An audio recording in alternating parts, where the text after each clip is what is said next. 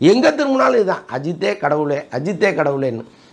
இது அஜித் விரும்புவாரா, விஜய் விரும்புவாரா, ரஜினி விரும்புவாரான்னா இவங்க 3 பேருமே இதை விரும்ப மாட்டாங்க. இந்த காட்டு மிராண்டி கூட்டத்தை என்ன பண்ணுறதுன்னு தெரியாமல் இவங்க தடுமாறிட்டு இருக்காங்க. பட் இவங்க அடங்குற மாதிரி தெரியவே இல்லை. இது ஒரு ஃபன்னு தான். உங்களை மாதிரி வயதானவர்களுக்கு இது புரியாது, ஒரு 18-20 வயசு இருக்கிற பசங்களுக்கு தான் புரியும்லாம் நமக்கு கமெண்ட் போடுறாங்க. இது ஒரு ஃபன்னுங்கிறாங்க. இந்த ஃபன்னு தாண்டா எதிர்காலத்தில் உங்களுக்கு புண்ணா முடியும்.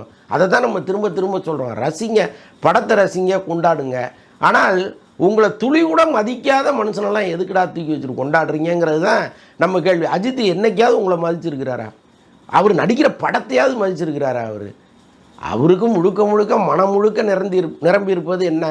Race race race. அங்கே ஒருத்தன்ட்ட அவர் பேசுகிற விதமும் ரசிகர்கள்ட்ட பேசுகிற விதமும் வேற ஒன்றா இருக்கும்.